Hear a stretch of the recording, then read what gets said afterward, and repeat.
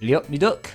So over the last couple of years in collaboration with the filmmakers at Deadline Communications, I contributed animation on two films for Love Essex, What a Waste and its sequel, Happily Ever After. If you haven't checked them out yet, you can find links to both of them down there in the description-y bit, if you like. What made these projects such a fun and unique experience for me was the fact that I was animating faces onto real fruit and other objects that were puppeteered on a proper film set. Stephen Allen and Lizzie Creswell did a wonderful job bringing these characters to life, puppeteering the apple buddies on teeny tiny sticks and even making objects like the cocktail umbrella spin and shake to the dialogue. It was far more complex and fiddly than it looks. Big ups to the film director Simon J. Firth, Daniel Keeble on cinematography, Oliver Bagnall composing the score, Louis Gaston on sound design, and of course our voice cast. John Oakes as the apple, Details as the cookies, Samantha Anderson as the pie, and Ross Bishop as the applesauce. Lizzie also voiced the pineapple. If you want to see a glimpse of how this was all done, Deadline put out a brilliant behind the scenes video over on Theamo. Honestly, I wish I could have travelled back down to Essex to have experienced these film productions in action. Once all the filming was wrapped up and edited into a rough cut, it was time for me to draw all the eyes, mouths, sweat and tears that I would place over the top. I animated all the assets for What a Waste in around 7 to 8 weeks at the end of 2022, of which there were around 1400 assets in all. This was quite an experimental project for me that took quite some time to figure out the best approach for. I was definitely more comfortable with the setup for the sequel late last year, which was created in 5 weeks and consisted of over 2,000 assets. 2,000 eyes and mouths. So here's what a shot from this film looks like before I've scribbled all over it. You'll notice the apple has 3 pen markings on it for tracking reference. All the characters in What a Waste had these, but in the sequel only the apple and cookies required them, as the apple and applesauce don't rotate or wiggle about. This meant they were much easier to apply the faces to, but also meant they needed some extra spice to their animation as many of the shots were very static. For Happily Ever After, I made sure to capture some of the process so I can show you guys how it was done. So for the rest of this video, sit back and watch as around 7.5 hours of drawing and editing fly by at 2000% speed, leading to the apple character talking for the longest shot in the film that lasts around 8 seconds. I'll explain what's happening along the way. Enjoy! So I drew all of these assets in Packer, and I have screenshots of all the key poses from the live action shot underneath. Each eye and mouth needed to be drawn separately and placed in their own folders, as when they're tracked they overlap each other in ways that simply wouldn't work if I drew the eyes together on one layer, for example. I made each of the previous frames semi-transparent so I could draw the next frame over the top, sort of like an onion skin. I know there's better ways to do this, but this is my comfy technique and I'm used to it at this point. You're also going to notice that I didn't do any sketch lines for this. I didn't even storyboard it actually, I went straight into the final lines because drawing these eyes and mouths was such a quick process that it wasn't an issue to redraw them again if I didn't like how they looked. So you'll see quite a few instances of me redrawing the mouths multiple times until they look good in motion.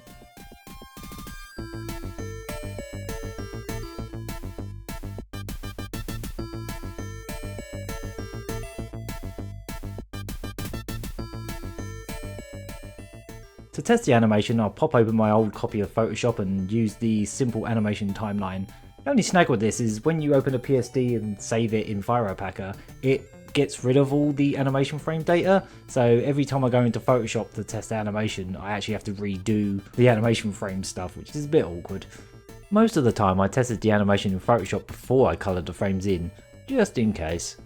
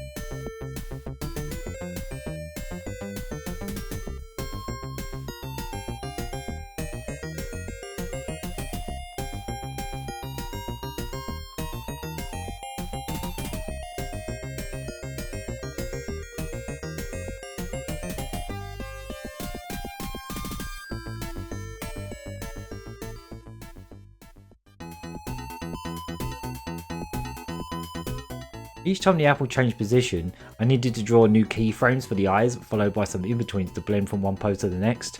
Every major angle change had to be accounted for, so the more the apple wiggled and rotated about, the more I had to draw. If a lot of this looks like guesswork to you, it kind of was. There was no guarantee these in-betweens would work when applied to the tracking, but thankfully I very rarely had to redraw frames after editing them into the film. Also, there was a pretty tight deadline, so I couldn't really afford to redo things over and over. This shot you're watching right now was actually quite late into the production of the film, so I was definitely a lot more confident with what I was doing at this point.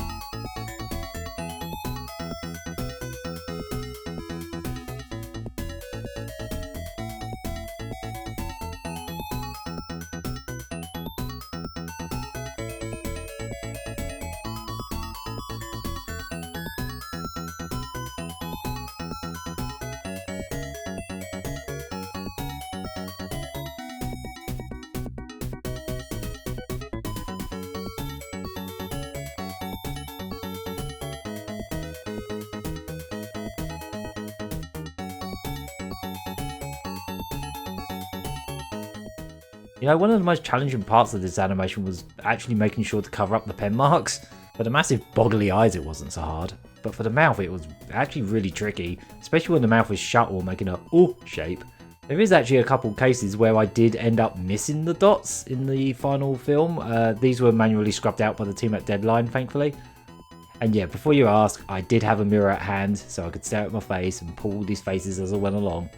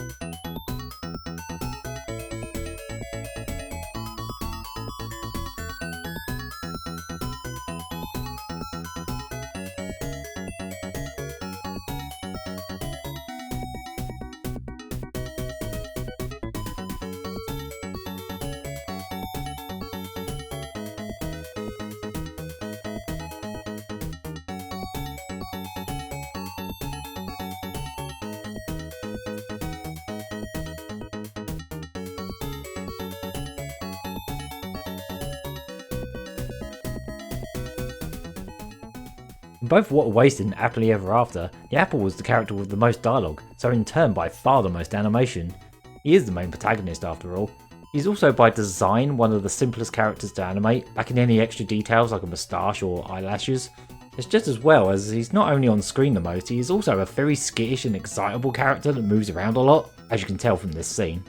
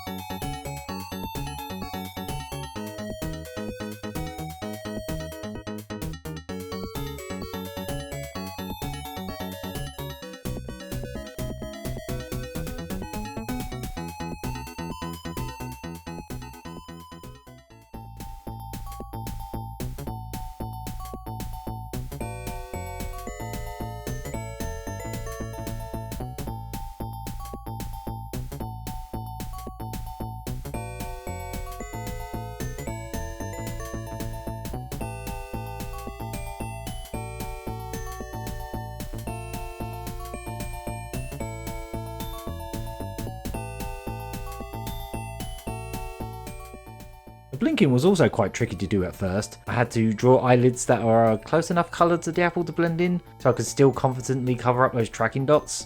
He doesn't always blink with eyelids though, sometimes he blinks with just like blinking in his pupils, depending on the scene really.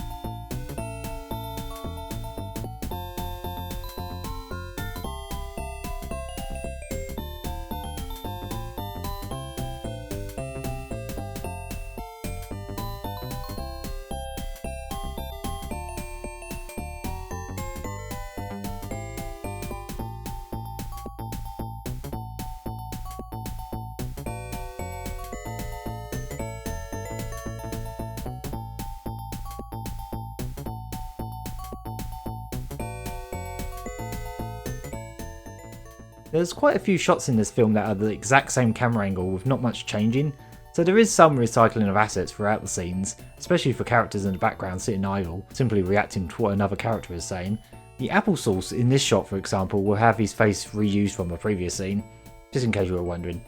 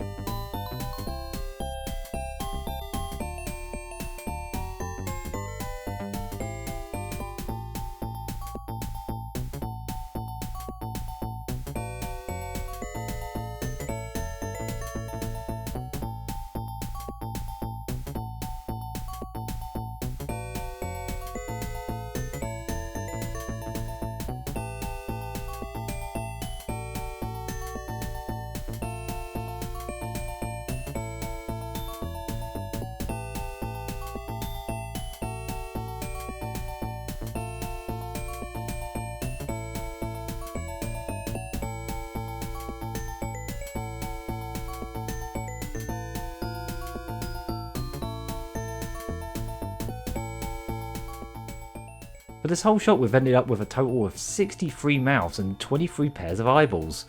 Blimey, that's a lot. To be fair, this was the longest shot of dialogue in the film, so it naturally ended up with more assets than most.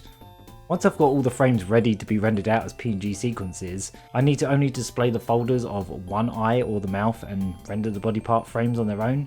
Once I've rendered one body part, I need to hide the other layers and render that body part. So I've saved you the bother of having to watch sped up footage of me hiding a bunch of layers basically. Right, now it's time to get into the video editing side of things, of which I use HitFilm Pro. So the first thing I needed to do was plonk all these assets into the project and create composite shots for the left eye, the right eye and the mouth. Within these composite shots are timelines where I stick all the assets for each body part. Not really worrying about the timing just yet, but making sure that they display for 2 frames each, as all the animation in this film is animated on 2s. Next up, it's time to set up the tracking for each body part. When I started working on the first film, What a Waste, I had to look up how to use track points in HitFilm. Luckily I found this great tutorial by a YouTube channel called Film Sensei, which I'll plonk a link to here. It's been a while since I made these films, so I've had to jog my memory on how it all worked, but basically I'll place down a track on the first frame where the pen marking I want to track is, From here you can press play and let the tracker automatically grab onto the marker, but I found doing this led to the tracker more often than not losing the marker and flying off somewhere else, especially if there was any amount of motion blur as the apple moves about. Because of this I ended up doing the tracking one frame at a time, manually adjusting if I needed to. Once the tracker was done, I made a new layer called a point layer and then applied all the tracker's position info onto that layer. Then I can chuck the composite shot of the eye or mouth into the scene and attach that to the point layer. I would recommend checking out that video tutorial as it probably does a much better job of explaining what I'm doing here than I can. Once I had all 3 body parts in the scene tracked, you will notice that the assets still fall off the apple's face. This is because there's still much work to be done. Firstly, I need to retime all the lip sync to line up with the audio. As I'm doing this, I also need to reposition each mouth to make sure they line up with the face correctly, as they are drawn at different angles for different moments in the scene. The same has to be done with each eyeball as well. So I had to manually edit the position and rotation of any given frame on that asset within its composite shot, and then sometimes I did it within the composite shot layer in the scene. It's kind of hard to explain, but it was very fiddly and time consuming. Sometimes the layer order of the eyes needs to be swapped as well, depending on which eye should be in front of the other when the apple turns its head or body. You know what that means. Lots and lots and lots and lots of manual tweaking. Lots of just a tiny amount. Frame by frame, just tweaking stuff until it works. I'm going to trim down some of the footage here as this process takes a while. But you'll notice that this scene will start to fall into place eventually.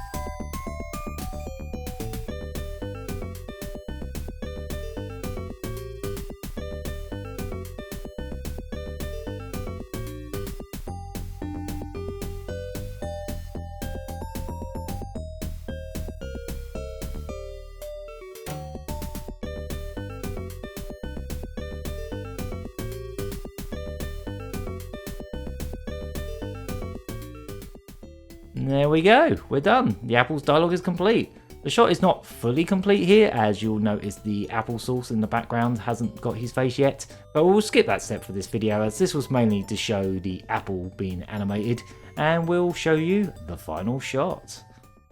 Granny Smith would tell me to be brave, so I shall. How do I go through this transformation? Is it like a warm hug?